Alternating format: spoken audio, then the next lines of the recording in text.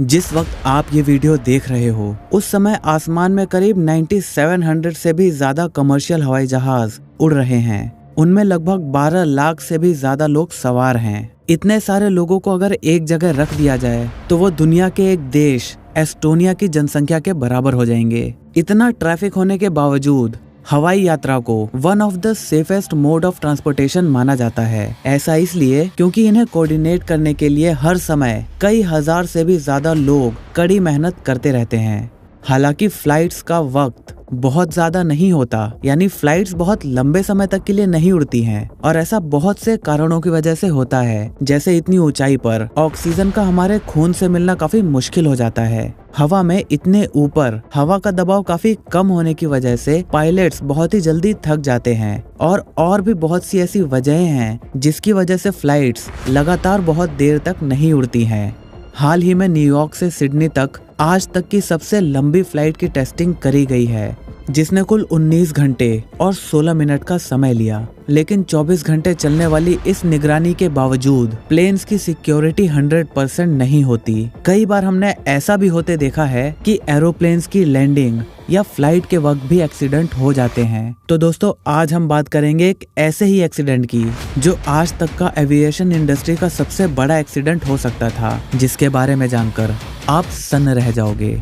अब क्योंकि हम साइंटिफिक माइंड्स फैमिली से बिलोंग करते हैं तो हम सिर्फ इस केस को स्टडी नहीं करेंगे, बल्कि उसे जानने से पहले हम ये देखेंगे कि इतनी सारी फ्लाइट्स जब आसमान में एक साथ उड़ती रहती हैं तो आखिर ऐसा क्या है जिसकी वजह से वो आपस में नहीं टकराती या फिर उनका फंक्शन इतना स्मूथली ऑपरेट कर पाता है। ये जो आप अपनी स्क्रीन पर अभी देख रहे हो वो दुनिया का लाइव एयर ट्रैफिक है। आप देख सकते हो कि कितने सारे ऐसे प्लेन्स हैं जो सेम रूट पर फ्लाई कर रहे हैं, बिल्कुल वैसे ही जैसे कई ट्रेन्स एक ही पटरी पर अलग अलग टाइम पर पास करती रहती हैं। और कितने ऐसे प्लेन्स हैं जो एक दूसरे से मिरर अपोजिट डायरेक्शन में फ्लाई कर रहे हैं। फिर भी अगर हम रिकॉर्ड्स को देखें तो हवाई यात्रा को सेफेस्ट मोड ऑफ ट्रांसपोर्टेशन यानी यात्रा करने का सबसे सुरक्षित माध्यम माना जाता है। इन्हें मॉनिटर करने के लिए कॉकपिट में पायलट के अलावा बहुत सारी ऐसी टेक्नोलॉजीज भी होती हैं जिन्हें इनको मॉनिटर करने के लिए यूज किया जाता है।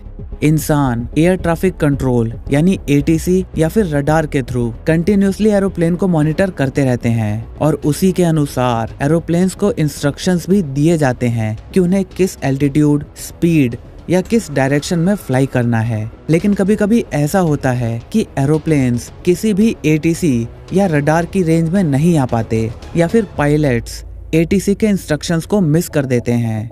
इसीलिए कहा जाता है कि एरोप्लेन का पायलट होना इस दुनिया के सबसे ज्यादा दिमाग थका देने वाले कामों में से एक होता है, क्योंकि उन्हें पूरे फ्लाइट के दौरान हर वक्त फोकस में रहना होता है। ट्रैफिक कंट्रोल अवॉइडेंस सिस्टम या फिर TCAS ये एक ऐसा सिस्टम है जो हर प्लेन में इंस्टॉल किया जाता है और इस सिस्टम में ह्यूमन का कोई भी इन्वॉल्वमेंट नहीं होता, यानी कि ये पूरा का पूरा सिस्टम कंप्यूटराइज्ड होता है और ये रडार सिस्टम से कहीं ज्यादा स्मार्ट है।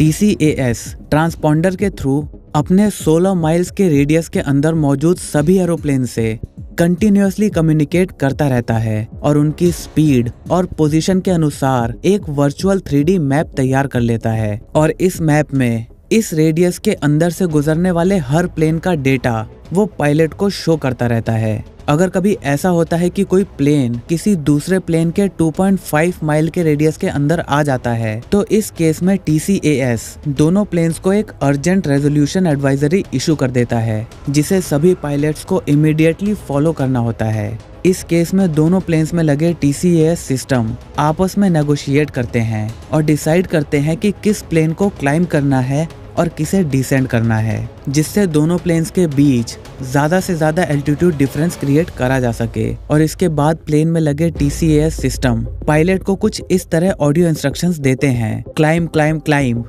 Descend descend descend. लेकिन कभी अगर ऐसा हो गया कि ऐसी कंडीशन में प्लेन ATC के रडार में भी है और उन्हें ATC का भी इंस्ट्रक्शन लगातार मिल रहा है, तो हो सकता है कि पायलट ATC के इंस्ट्रक्शंस को मान ले और दूसरा पायलट TCAS के इंस्ट्रक्शन को, और इफेक्टिवली वो दोनों एक ही इंस्ट्रक्शन दे रहे हैं।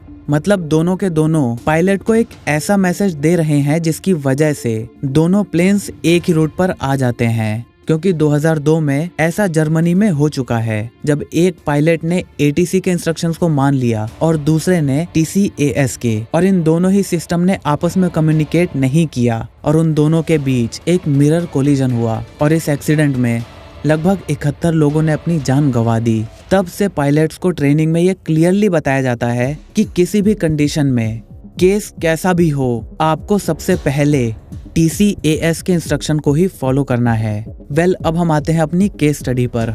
31 जनवरी 2001 जापान एयरलाइंस की 2 फ्लाइट रोज की तरह टेक ऑफ के लिए तैयार थी। ये बहुत ही नॉर्मल सी बात है, लेकिन किसे पता था कि कुछ ही देर में इनकी डेस्टिनेशन एक ही हो जाएगी। JAL flight 958 McDonnell Douglas DC-1040 south Korea में बुसान से उड़कर टोक्यो की तरफ आ रही थी। इस फ्लाइट में लगभग 237 पैसेंजर्स और 13 क्रू मेंबर्स शामिल थे। वहीं दूसरी फ्लाइट JAL फ्लाइट 907 टोक्यो से ओकिनावा की तरफ जा रही थी। दूसरी फ्लाइट बोइंग 747 थी जिसमें सवार थे और साथ ही में 16 क्रू मेंबर्स भी शामिल थे। दोनों ही फ्लाइट्स की डेस्टिनेशन और टेक ऑफ की जगह अलग अलग थी, लेकिन अगर कुछ कॉमन था तो वो था उनके रास्ते में पड़ने वाला आइलैंड, होन्शु आइलैंड। अपने अपने टेक ऑफ के टाइम के अकॉर्डिंग वो दोनों फ्लाइट्स एक साथ इस आइलैंड के ऊपर से गुजरती, लेकिन उनके बीच लगभग 2000 फीट का एक सेफ डिस्टेंस होता। प्लेन 907 के टेक ऑफ के बाद जब वो 39,000 फीट की ऊंचाई पर पहुंचा, तब फ्लाइट 907 को उड़े हुए केवल 20 मिनट ही हुए थे।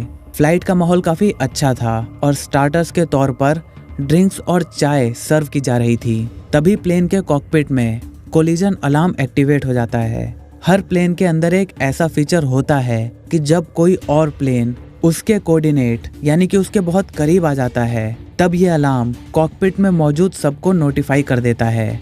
इस प्लेन के साथ भी ऐसा ही हुआ, क्योंकि फ्लाइट 958 उस प्लेन के पास से ही गुजरने वाली थी और जब फ्लाइट 958 फ्लाइट 907 के पास से गुजरती, तब 907 की हाइट लगभग 39,000 फीट होनी चाहिए थी और 958 की हाइट लगभग 37,000 फीट होनी चाहिए थी। मतलब इन दोनों के बीच 2000 फीट का गैप होता।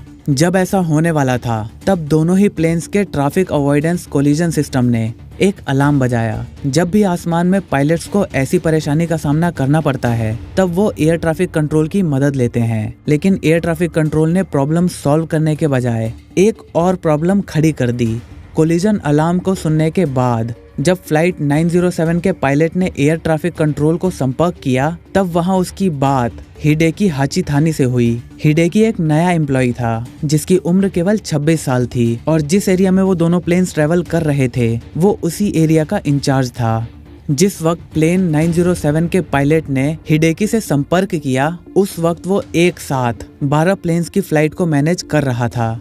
हिडेकी ने 907 की परेशानी को सुना और उन्हें कह दिया कि वो अपने एल्टीट्यूड को कम कर दें ताकि एक्सीडेंट होने के चांसेस और कम हो जाएं। एयर कंट्रोलर हिडेकी को लगा कि वो फ्लाइट 958 से बात कर रहा है, क्योंकि फ्लाइट 958 उस समय 37,000 फीट की एल्टीट्यूड पर था और प्लेन 907 39,000 फीट की एल्टीट्यूड पर था। यानी उसने इस प्लेन को नीचे जाने के बजाय इसे नीचे जाने का ऑर्डर दे दिया। एयर कंट्रोल के अलावा उन दोनों प्लेन्स के पायलट्स को ये बात पता नहीं थी कि कौन सा प्लेन ऊपर है और कौन सा नीचे। फ्लाइट 907 ने एयर कंट्रोल की बात मानते हुए तुरंत अपने एल्टीट्यूड को कम कर लिया और अब वो सीधा फ्लाइट 958 के सामने ही आ रहा था। हिडेकी ने जब ये देखा कि फ्लाइट 958 और 907 एक ही एल्टीट्यूड पर एक ही रास्ते में एक दूसरे के तरफ बढ़ रहे हैं, तब उसने तुरंत फ्लाइट 958 के पायलट को राइट मुड़ने का इंस्ट्रक्शन दिया। अब ना जाने क्यों, लेकिन ये संदेश फ्लाइट 958 के कॉकपिट तक कभी पहुंचा ही नहीं।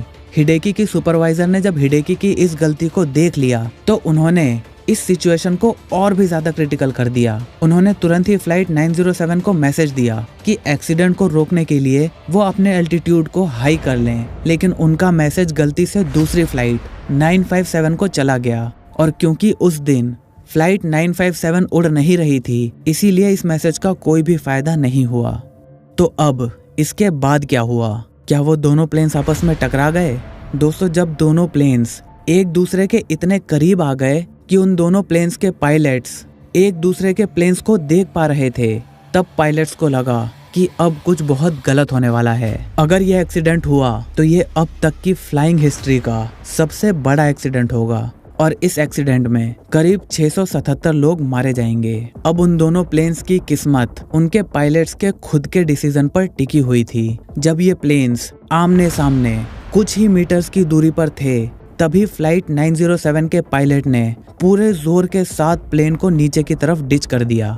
इसके कारण प्लेन के अंदर मौजूद लोग पहले तो प्लेन की छत से जाकर टकराए और फिर जमीन पर आ गिरे। यात्रियों में एक बच्चा जिसने ठीक तरह से सीट बेल्ट नहीं बांधी थी, वो करीब 4 सीट पीछे जाकर गिरा और उसी दौरान एक महिला यात्री का पांव भी टूट गया। प्लेन में किसी की वाटर बोतल से उबलता हुआ पानी लीक होने लगा और वो कई यात्रियों के ऊपर गिर गया, जिससे उनकी स्किन्स जल गई। फ्लाइट 907 में 7 पैसेंजर्स और 2 क्रू मेंबर्स को बहुत गहरी चोट लगी और 81 पैसेंजर्स और 10 क्रू मेंबर्स को छोटी मोटी और हल्की फुल्की चोटें लगी थी। फ्लाइट 958 में ऐसा कुछ भी नहीं हुआ, क्योंकि वो सीधा अपने उसी एल्टीट्यूड पर चलता रहा और वो आसानी से अपनी डेस्टिनेशन टोक्यो तक पहुंच गया। फ्लाइट 907 ने भी ओकिनावा जाने के रूट को कैंसिल कर दिया और वो टोक्यो की तरफ लौट आई, जहां पर मेडिकल टीम यात्रियों और क्रू मेंबर्स का इलाज करने के लिए उनका इंतजार कर रही थी। 30 यात्रियों को तुरंत ही अस्पताल भेज दिया गया और सबसे ज्यादा गनीमत तो ये है कि इस दौरान किसी की भी मौत नहीं हुई। इस इंसिडेंट के बाद हिडेकी और उनके सुपरवाइजर को जेल भेज दिया गया। हिडेकी को 1 साल की जेल और उनके सुपरवाइजर को 1.5 साल के लिए जेल में भेज दिया गया। अंत में इस घटना से हमें यही सीखने को मिलता है कि इंसान भले ही कितना परफेक्ट सिस्टम क्यों ना बना ले, लेकिन वो सिस्टम कभी भी परफेक्ट नहीं रहेगा। वो तो शुक्र है कि फ्लाइट 907 के पायलट ने इंस्टेंट रिएक्शन दिखाते हुए अपनी सिचुएशन अवेयरनेस का फायदा उठाया और प्लेन को तुरंत नीचे की तरफ मोड़ दिया। अगर उसने अपने दिमाग को शांत रखते हुए इतनी फुर्ती नहीं दिखाई होती तो वो दिन इतिहास के एक ऐसे दिनों में गिना जाता जिसे कोई भी याद नहीं रखना चाहेगा। मुझे उम्मीद है आज की केस स्टडी आपको बहुत पसंद आई होगी। वीडियो को लाइक करके इसे अपने सभी दोस्तों के साथ शेयर करना मत भूलना। चैनल पर नए हो तो सब्सक्राइब करके इस घंटे वाले बटन को दबाना भी मत भूलना, क्योंकि हम ऐसे ही ज्ञान बांटते रहते हैं। जय हिंद, वंदे मातरम।